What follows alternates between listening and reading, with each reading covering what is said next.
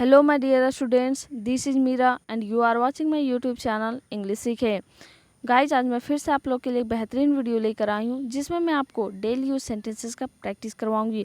और ये बहुत ही अच्छा मेथड है जिससे आप मूवीज़ के सबटाइटल्स को यूज करके अपने इंग्लिश को आसानी से प्रैक्टिस कर सकते हैं। अगर आपको किसी भी क्वेश्चन में यानी कि किसी भी सेंटेंस में आपको प्रॉब्लम होती है या किसी क्वेश्चन में आपको कन्फ्यूजन होता है तो आप मेरे किसी भी वीडियो के कमेंट बॉक्स में कमेंट कीजिए अपने प्रॉब्लम को यानी कि अपने क्वेश्चन को, और मैं उसका आंसर ज़रूर करूँगी। और साथ ही साथ अगर आप मेरे YouTube चैनल इंग्लिश सीखे में नए हैं तो प्लीज़ सब्सक्राइब कर लें और वीडियो को लास्ट तक ज़रूर देखें। तो चलिए आज का पहला सेंटेंस स्टार्ट करते हैं। आज का पहला सेंटेंस है, मुझे पता है कि यह सब सुनना आप लोगों के लिए कठिन है। ये बोल रही है, डॉक्टर है, अपने पेशेंट्स से बोल रही है, मुझे पता है कि यह सब आप लोगों के लिए सुनना यानी कि आप लोगों के लिए कठिन है। I know it's hard for you guys to hear all this. मुझे पता है कि यह सब सुनना आप लोगों के लिए कठिन है। I know it's hard for you guys to hear all this. यहाँ पे सिंपली यूज किया गया है, किसी तरह से ज़्यादा मतलब कोई अलग टेंस का नहीं, सिंपल टेंस का ही यूज किया गया। आई नो मुझे पता है, I know it's hard for you guys to hear all this. यानी कि हार्ड का मतलब यहाँ पे क्या कहने का मतलब कि कठिन है।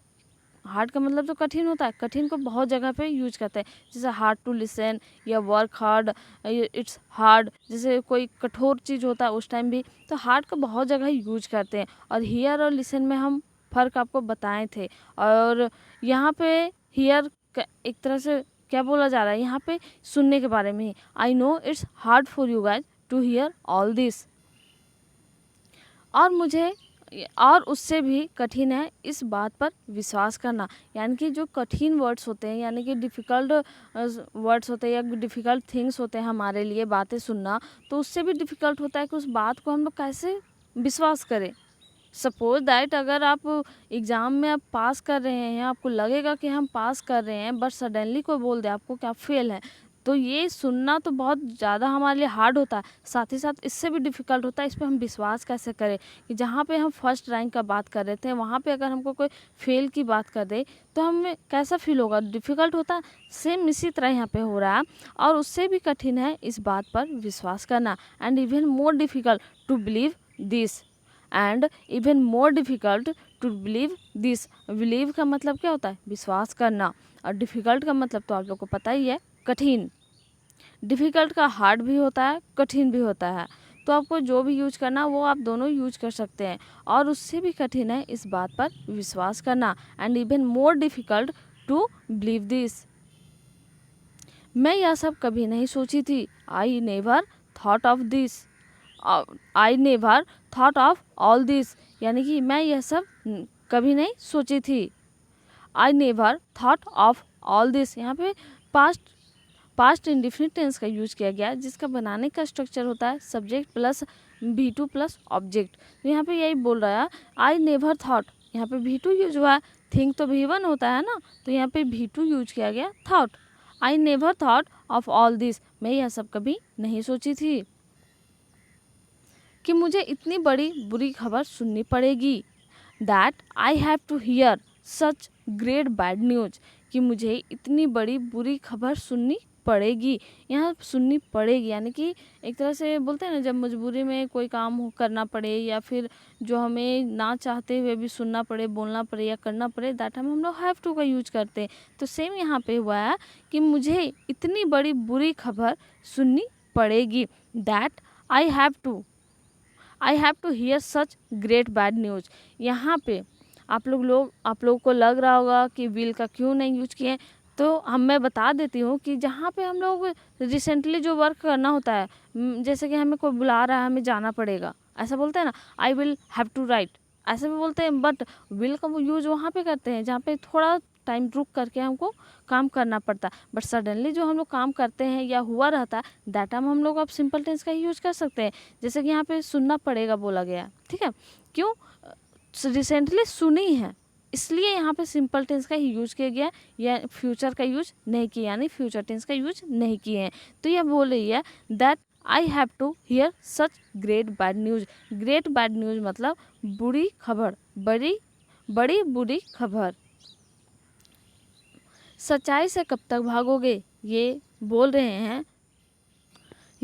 हैं सच्चाई से कब तक भागोगे। How long will you run away from the truth. How long will you run away from the truth. Run away का मतलब होता है भागना, दूर भागना। अवे का मतलब तो पता ही है आपको, गो अवे, यहाँ से जाओ, ऐसे बोलते हैं, यहाँ से जाओ या दूर जाओ, गो अवे। तो यहाँ पे रन अवे दूर भागना, यानी कि गलती से कब तक दूर भागोगे, सच्चाई से कब तक दूर भागोगे। तो how long will you run away from the truth. How long will you run away from the truth. यहाँ पे फ्यूचर इंडेफिनिट टेंस का यूज किया गया है, जिसका बनाने का स्ट्रक्चर होता है subject plus shall will plus verb one plus object. और ट्रूथ का मतलब तो सबको पता ही है, सच्चाई होता है। आप लोगों को यही लगता है कि हम लोग गरीब हैं। ये दो फॉरेनर्स हैं, उन लोग को बोल रहे हैं आप लोगों को यही लगता है कि हम लोग गरीब हैं। You people think that we are poor. You people think that we are poor. तुम लोग या आप लोग करके बोलते हैं तो यू का ही, लेकिन अगर इंग्लिश में पता नहीं चलता तुम करके बोल रहे हैं या फिर आप करके, तो यहाँ पे आप करके बोला जा रहा है। आप लोगों को यही लगता है कि हम लोग गरीब हैं। You people think that we are poor. Think मतलब पता ही है, सोचना या फिर लगना, जो आप लगता है, लगने का मतलब क्या होता है, सोचना। अगर यहाँ पे रहता आप लोग यही सोचते हैं कि हम लोग गरीब है, उसका भी ट्रांसलेशन इंग्लिश में यही होता, you people think that we are poor. Guys, मैं इस वीडियो में भी 3 क्वेश्चंस दूंगी लास्ट में, जिसका आपको कमेंट करना है, और एक सत्यपाल है जो रिप्लाई करते हैं कमेंट्स में कि इस सेंटेंस का ट्रांसलेशन करके, लेकिन और कोई नहीं करते हैं तो प्लीज़ रिप्लाई कीजिए, अपने आप प्रैक्टिस खुद से कीजिए, और जहाँ तक पॉसिबल होता है आप उसे टाइप करके, यानी कि कॉपी में आप करते होंगे तो अच्छा बात है, लेकिन उसे आप कमेंट बॉक्स में भी कमेंट कीजिए, ताकि जो नहीं जानते हैं उसके थ्रू और भी लोग जानेंगे। तो आप लोग करिए और रिप्लाई ज़रूर कीजिएगा, इससे आपका प्रैक्टिस होगा। चलिए नेक्स्ट सेंटेंस की ओर बढ़ते हैं। और आपके पैसों के लिए कुछ भी करेंगे, और आपके पैसे के लिए कुछ भी करेंगे। And will do anything for your money. And will do anything for your money, यानी कि जैसे होता है ना, कोई बोलता है कि आपको लगता है कि हम गरीब हैं और आपके पैसे के लिए हम कुछ भी करेंगे, तो यही चीज़ यहाँ बोला, and will do anything for your money. हम लोग ऐसा कभी ना सोचे हैं ना बोलते हैं। ये बोल रही है हम लोग ऐसा कभी ना सोचे हैं ना बोलते हैं। We have never thought or said this. We have never thought or said this, यानी कि ना ऐसा कभी सोचे हैं ना बोले हैं। यहाँ पे बोले हैं होगा, एंड डोंट से अगर लास्ट में ते बोलते हैं तो डोंट से यहाँ पे बोलना होगा। ऐसे हम बोल रहे हैं हम लोग ऐसा कभी ना सोचे हैं ना बोले हैं। We have never thought or said this, यहाँ पे हैव का यूज किया गया, यानी कि वी हैव नेवर थॉट, यानी कि हम लोग कभी नहीं सोचे हैं, यानी कि यहाँ पे प्रेजेंट परफेक्ट टेंस का यूज किया गया है, जिसका बनाने का स्ट्रक्चर होता है सब्जेक्ट प्लस हैव या has plus verb 3 plus object. तो यहाँ पे वर्ब 3 थिंक का भी 3 थॉट यूज किया गया। We have never thought or said this, हम लोग ऐसा ना कभी सोचे हैं ना बोले हैं। We have never thought or said this. मैं आप लोगों के आगे हाथ जोड़ता हूँ। I fold my hands in front of you guys. अगर आप सिर्फ हाथ जोड़ना का अगर चाहेंगे वर्ड मीनिंग, तो वहाँ पे होगा to make a request. To make a request यानी कि हाथ जोड़ने का मतलब क्या होता है, रिक्वेस्ट। लेकिन इसमें भी हाय नमस्ते करने का अलग तरीका होता है, जिसमें हम लोग नमस्ते करते हैं, उसका हाथ जोड़ने का पोजीशन अलग होता है। लेकिन अगर हम किसी को रिक्वेस्ट करते हैं और उस टाइम हमारा फेस एक्सप्रेशन भी अलग होता है, तो हाथ जोड़ने का 2 तरीका से हो सकता है। एक तो नमस्ते जब हम करते हैं किसी को दैट टाइम, और एक उस टाइम होता है जब हम किसी से किसी चीज़ के लिए रिक्वेस्ट करते हैं, किसी चीज़ को कुछ करने के लिए बोलते हैं। तो ये बोल रहा है मैं आप लोगों के आगे हाथ जोड़ता हूँ। I fold my hands in front of you guys. I fold my hands in front of you guys. In front का मतलब क्या होता है, के सामने, किसी के सामने। जैसे कि I am in front of a pizza shop, यानी कि मैं पिज़्ज़ा शॉप के बाहर खड़ा हूँ, यानी कि सामने में, मैं पिज़्ज़ा शॉप के सामने खड़ा हूँ। या फिर ऐसे बोल सकते हैं a big trees in front of my house, यानी कि मेरे घर के सामने एक बहुत बड़ा पेड़ है। तो ऐसे हम फ्रंट ऑफ का यूज करते हैं। और ये एक प्रीपोजिशन है। फोल्ड का मतलब तो आपको पता है, फोल्ड माई हैंड्स यानी कि हाथ जोड़ना। I fold my hands in front of you. Guys यहाँ सिंपल टेंस का यूज किया गया, जिसका बनाने का स्ट्रक्चर होता है subject plus main verb plus SEIS plus object. आप लोग यहाँ से चुपचाप चले जाइए। You guys go quietly from here. You guys go quietly from here. आप लोग यहाँ से चुपचाप चले जाइए। हम लोग भी किसी को बोलते हैं ना, तुम लोग यहाँ से चुपचाप चले जाओ, या फिर तुम लोग चुप रहो, कीप क्वाइट ये बोलते हैं। यू बी साइलेंट ऐसे भी बोल सकते हैं। लेकिन आप लोग यहाँ से चुपचाप चले जाओ, किसी को चुपचाप चले जाने के लिए अगर हम बोलते हैं, दैट टाइम हम लोग सिंपल टेंस का यूज करते हैं और बोलते हैं you guys go quietly from hair. Quietly का मतलब होता है चुपचाप, और क्वाइट का भी मतलब होता है चुप या शांत। क्या हुआ, तुम इतना उदास क्यों हो? इनसे कोई पूछ रहा है, क्या हुआ, तुम इतना उदास क्यों हो? What happened, why are you so sad? What happened यानी कि क्या हुआ, जो पास्ट में हुआ, यानी कि पास्ट इंडिफिनिट टेंस का यहाँ बात किया जा रहा है। क्या हुआ, what happened. Past indefinite tense का बनाने का स्ट्रक्चर क्या आपको याद है? नहीं याद है तो मैं फिर से बताती हूँ। पर subject plus V2 plus object. तो यहाँ पे बोला जा रहा है क्या हुआ, what happened, why are you so sad, तुम इतने उदास क्यों हो? Why are you so sad. मैंने आपको बोला था कि मिम्मी को मुंबई मत भेजो। ये मूवी मिम्मी मूवी से लिया गया, मतलब ये सब टाइटल्स मिम्मी मूवी से लिया गया है, इसलिए मिम्मी का नाम याद आ यहाँ पे है, यानी कि कृति सेनन है। आप लोग ये मूवी को देख सकते हैं, अच्छा ही है। I told you don't send Mimmi to Mumbai, यानी कि बोल रही है मैंने आपको बोला था कि मिम्मी को मुंबई मत भेजो। आई टोल्ड यू यानी कि मैंने बोला था, यहाँ पे पास्ट की बात हो रहा है। मैंने बोला था, पास्ट इंडिफिनिट टेंस। तो यहाँ I told you don't send Mimmi to Mumbai, यानी कि मिम्मी को मुंबई मत भेजो। यहाँ पे सिंपल टेंस का ही बोल जा रहा है कि मिम्मी को मत भेजो। Don't send Mimmi to Mumbai. लेकिन आपने मेरी एक भी बात नहीं सुनी। But you didn't listen to me. But you didn't listen to me. लेकिन आपने मेरी बात एक भी नहीं सुनी। But you didn't listen to me. यहाँ पे भी पास्ट इंडिफिनिट टेंस का यूज किया गया है। ये नेगेटिव में है सेंटेंस, तो इसका नेगेटिव में जब हम सेंटेंस बनाते हैं पास्ट इंडिफिनिट टेंस का, तो अफर्मेटिव में जो बनाते हैं उसका होता है subject plus V2 plus object. लेकिन जब हम नेगेटिव में सेंटेंसेस बनाते हैं, दैट टाइम हमें क्या करना होता है, subject plus did not plus V1 plus object. और अगर आप नेगेटिव सेंटेंसेस जब भी बनाते हैं, पास्ट इंडिफिनिट टेंस में जब भी नेगेटिव सेंटेंसेस बनाते हैं, दैट टाइम आपको V1 का ही यूज करना है। बोल रही है लेकिन आपने मेरी एक भी बात नहीं सुनी। But you didn't listen to me. But you didn't listen to me. And guys video को लास्ट तक जरूर देखिए, और साथ ही साथ जो मेरे प्रीवियस वीडियोस को नहीं देखते हैं उन लोगों से रिक्वेस्ट है कि आप लोग प्लीज़ देखिए वीडियोस को और प्रैक्टिस कीजिए, और जो देखते हैं उन लोगों को थैंक यू सो मच, और देखते रहिए और सीखते रहिए। Keep learning and keep growing with English सीखे। समा तुमने बहुत बड़ी गलती की है हमसे यह सब छुपाकर।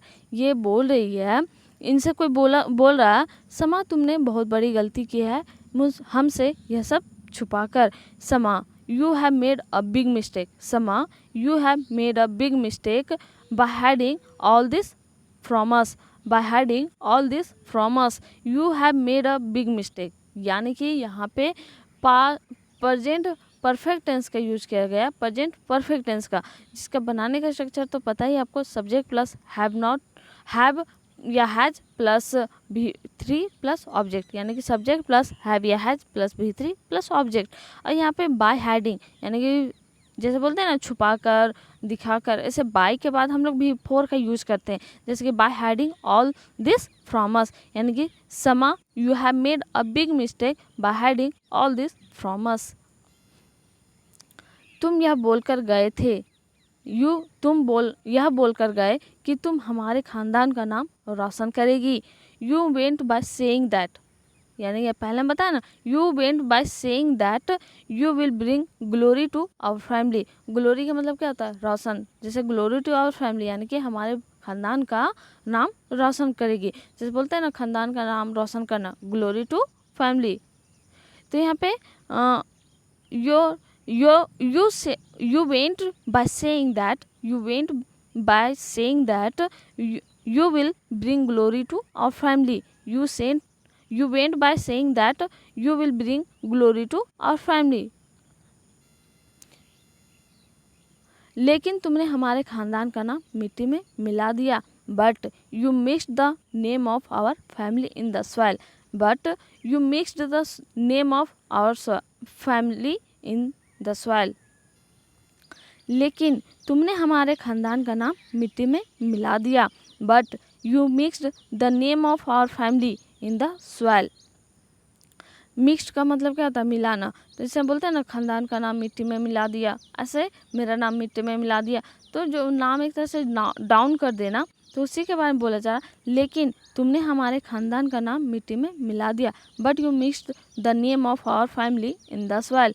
यहाँ पे भी पास्ट इंडेफिनिट टेंस का यूज़ किया गया, जो जिसका बनाने का स्ट्रक्चर मैं बताई हूँ. फिर से बताती हूँ. Subject plus V2 plus object. जो हुआ सो हुआ, अब आगे की बात पर ध्यान दो. वॉट एवर हैपेंड हैपेंड, यानी कि जो कुछ हुआ सो हुआ. जैसे हम बोलते हैं जो हुआ सो हुआ. What happened happened. Whatever happened happened. Now pay attention to the next thing. Now pay attention to the next thing. Pay attention का मतलब क्या होता है? किसी बात पे कंसंट्रेट करके माइंड को ध्यान देना. तो यही बोल रही है दादी अम्मा कि जो कुछ हुआ, यानी कि जो हुआ सो हुआ, अब आगे की बात पर ध्यान दो. Whatever happened happened. Now pay attention to the next thing. Guys, मैं हमेशा बोलती हूँ कि जो मैं सेंटेंसेस बताती हूँ, उसी सेंटेंसेस को आप मेरे वीडियो के कमेंट बॉक्स में कमेंट कीजिए. एटलीस्ट 5-6 सेंटेंसेस को कमेंट कीजिए. इससे होगा कि आपका आदत भी हो जाएगा इंग्लिश टाइपिंग का. मतलब इंग्लिश में आप टाइप कीजिएगा, और साथ ही साथ आपके माइंड में भी एक तरह से आप पढ़िएगा, एक बार सुनिएगा. और जब भी मैं बोलती हूँ उस टाइम आप ट्राई कीजिए कि जब मैं अगेन एंड अगेन रिपीट करती हूँ सेंटेंसेस को, दैट टाइम आप रिपीट कीजिए, आप भी बोलिए. इससे होगा कि आपके टंग में वो धीरे धीरे आएगा और आप बोलने की कोशिश कीजिएगा.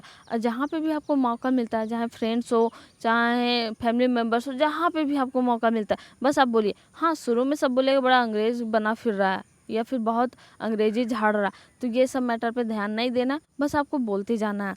क्यों? क्योंकि आपको सीखना है. वन डे ऐसा आएगा कि आपको सब कोई रिस्पेक्ट के साथ बोलेंगे, हाँ he is a good learner, यानी कि ये बहुत अच्छा है, he knows English very well. तो आप यहाँ पे उस टाइम आपको प्राउड फील होगा. तो अगर आप अभी अकड़ के बोलिएगा या कुछ भी, तो वो मैटर नहीं करता. बट आप थोड़ा सा सहम के सीखिए, और आपके आगे आने वाला टाइम में ये आपके लिए बहुत ज़्यादा बेनिफिट होने वाला है. तो इसमें क्या बोल रहा है? What ever happened happened. जो हुआ सो हुआ, अब आगे की बात पर ध्यान दो. Now pay attention to the next thing. अपने आंसू पोछो और अपने कमरे में चलो. ये कृति सेनन यानी कि मिम्मी, इस मूवी में इनका नाम है मिम्मी. तो मिम्मी को बोल रही है अपने आंसू पोछो और अपने कमरे में चलो. Wipe off your tears. Wipe off your tears, जैसे वाइप ऑफ होता है, wipe off your tears and come to your room. And come to your room. Wipe off का मतलब होता है आंसू पोछना, मतलब पोछना. वाइप ऑफ योर टीयर्स का मतलब होता है अपने आंसू पोछना. Wipe off your tears and come to your room. यहाँ पे भी सिंपल टेंस का यूज किया गया है, यानी है अपने आंसू पोछो और अपने कमरे में चलो. Wipe off your tears and come to your room. तुमने आप मुझे इस गलती में पूरी तरह से फंसा दिया है. ये बोल रहा है यानी कि पंकज त्रिपाठी, उर्फ इसमें इसका क्या नाम रहता है? भानु प्रताप. तुमने मुझे इस गलती में पूरी तरह से फंसा दिया है. You have completely trapped me in this mistake. You have completely trapped me in this mistake. Trap का मतलब क्या होता है? ट्रैप का मतलब जाल भी होता है. तो एक तरह से फंसाना ही ना हुआ. जैसे ट्रैप द रैट, ये चूहे को फंसाना बोलते हैं. तो you have completely trapped me in this mistake, यानी कि यहाँ पे फिर से प्रेजेंट परफेक्ट टेंस का यूज किया गया है, जिसमें वर्ब 3 का यूज है, यानी कि कम्प्लीटली ट्रैप्ड. ट्रैप का भी ट्रैप्ड. ये बोल रहा है you have completely trapped me in this mistake, यानी कि इस गलती में. और गाइज, मैं आप लोगों को एक और न्यूज़ देना चाहती हूँ कि जब भी मतलब जो आप क्वेश्चंस पूछते हैं और जो मैं क्वेश्चंस आप लोग को देती हूँ, वो सारे क्वेश्चंस का कलेक्शन आपको संडे को मिलेगा. एक वीडियो आप वेट कीजिए, उसमें सारे जो मैं क्वेश्चंस पूछती हूँ आप लोगों से, उसका एक कलेक्शन रहेगा और साथ ही साथ जो आप लोग क्वेश्चंस पूछते हैं उसका एक कलेक्शन रहेगा। तो दोनों का वीडियो मैं बना करके एक ही वीडियो में अपलोड करूँगी। तो आप लोग प्लीज़ उसको देखिए और समझिए कि आपको कहाँ पे आप गलती कर रहे हैं और आपको किस तरह से कहाँ पे समझ में नहीं आ रहा। क्योंकि इसमें टाइपिंग में होता है कि पूरा शायद आपको समझ में ना आए, बट उस तरह में मैं इलैबोरेट करके यानी कि डिटेल में बताऊंगी कि किस तरह से कहाँ पे यूज़ किया गया है, किस क्वेश्चन में किस तरह से बनेगा, तो वो सारी चीज़ मैं बताऊँगी। तो keep watching and keep growing with English सीखे। चलिए आगे सेंटेंस की ओर बढ़ते हैं। मैंने तुम्हें फंसाया है या तुमने मुझे फंसाया है। कृति सेनन बोल रही है तुमने मुझे यानी मैंने तुम्हें फंसाया है या तुमने मुझे फंसाया। हैव आई ट्रैप्ड यू और हैव यू ट्रैप्ड मी। एक तरह से क्वेश्चन पूछते हैं ना, मैंने तुम्हें फंसाया या तुमने मुझे फंसाया है। तो यहाँ पे बोलिए हैव आई ट्रैप्ड यू और हैव यू ट्रैप्ड मी। यहाँ पे भी प्रेजेंट परफेक्ट टेंस का यूज किया गया है, जिसका बनाने का स्ट्रक्चर तो अभी मैं बताई हूँ। हैव आई ट्रैप्ड यू और हैव यू ट्रैप्ड मी, यानी कि तुमने मुझे फंसाया है या मैंने तुम्हें फंसाया है। अगर आपको इस वीडियो में किसी भी तरह से कोई भी क्वेश्चन में यानी कि कोई भी सेंटेंस में किसी भी तरह से प्रॉब्लम होता है या समझने में दिक्कत होता है, या फिर अगर आपके पास क्वेश्चन है तो मेरे वीडियो के कमेंट बॉक्स में कमेंट कीजिए। और गाइज ज़्यादा से ज़्यादा मुझे सपोर्ट करें, बहुत थैंक यू सो मच। और भी ज़्यादा मुझे सपोर्ट कीजिए और जहाँ तक पॉसिबल होता है आप अपने फ्रेंड्स के साथ, अपने स्टडी ग्रुप्स में जहाँ पे भी होता है वीडियो को शेयर कीजिए और आप भी अच्छे से देखिए और सबको दिखाइए और सिखाइए। तुम्ही ने मुझे बोला कि मिमी जी उनका काम कर दीजिए। फिर से कृति सेनन बोल रही है तुम्ही ने मुझे बोला कि मिमी जी उनका काम कर दीजिए। यू टोल्ड मी, यहाँ पे क्या बोला जा रहा है, यू टोल्ड मी, यानी कि पास्ट का बात किया जा रहा है, पास्ट इंडेफिनिट टेंस का यूज किया गया। You told me, you told me that मिमी जी डू देयर वर्क। मिमी जी यू डू देयर वर्क, यानी कि उनका काम कर दीजिए। यहाँ पे सिंपल टेंस का यूज किया गया। तुम्ही ने मुझे बोला, तुम्ही ने मुझे बोला कि मिमी जी उनका काम कर दीजिए। यू टोल्ड मी दैट मिमी जी डू देयर वर्क। मिमी जी डू देयर वर्क। चलिए कल का जो सेंटेंसेस मैं दी थी उसका आज ट्रांसलेशन बता रही हूँ। क्या है फर्स्ट सेंटेंस, तुम मुझसे नाराज क्यों हो, तुम मुझसे नाराज क्यों हो। Why are you angry with me, why are you angry with me. Second है, मैंने पहले तुम्हें कभी नहीं देखा है। I have never seen you before, I have never seen you before. तीसरा क्या है, मुझसे उलझने की कोशिश मत करो, मुझसे उलझने की कोशिश मत करो। Don't try to mess with me, mess का मतलब होता है उलझना। Don't try to mess with me. देखिए जो भी टेंसेस का यूज हुआ है, जो पहला में क्या हुआ, सिंपली हम लोग बोलते हैं why are you angry with me. Second में हुआ हैव का यानी प्रेजेंट परफेक्ट टेंस का यूज किया गया। और थर्ड में है don't try to mess with me, यानी कि सिंपल टेंस का यूज किया गया है। तो आज का क्वेश्चन है, पहला क्वेश्चन है यह सब क्या हो रहा है, यह सब क्या हो रहा है। दूसरा है तुम इतने यकीन के साथ कैसे बोल सकती हो, तुम इतने यकीन के साथ कैसे बोल सकती हो। तीसरा है मेरा इरादा तुम्हें दुखी करने का नहीं था, मेरा इरादा तुम्हें दुखी करने का नहीं था। ये सब मैं प्रीवियस वीडियोज़ में भी बताई हूँ और कुछ ऐसे सेंटेंसेस होता है जो मैं नहीं बताई हूँ, तो आप प्रीवियस वीडियोज़ को भी अच्छे से कंसंट्रेट करके देखिए और बोलने का प्रैक्टिस कीजिए और इसे ट्रांसलेट करके मेरे वीडियो के कमेंट बॉक्स में कमेंट ज़रूर कीजिएगा। And like share and subscribe करना ना भूलें और मुझे जितना ज़्यादा मतलब प्यार दे रहे हैं उससे और ज़्यादा कीजिए, क्यों इस तरह से कि आप मेरे वीडियोस को शेयर कीजिए और वीडियो को लास्ट तक ज़रूर देखें और सब्सक्राइब भी मेरे यूट्यूब चैनल को ज़रूर करें। Thanks for watching my video, thank you and be a family of English सीखे। Thank you.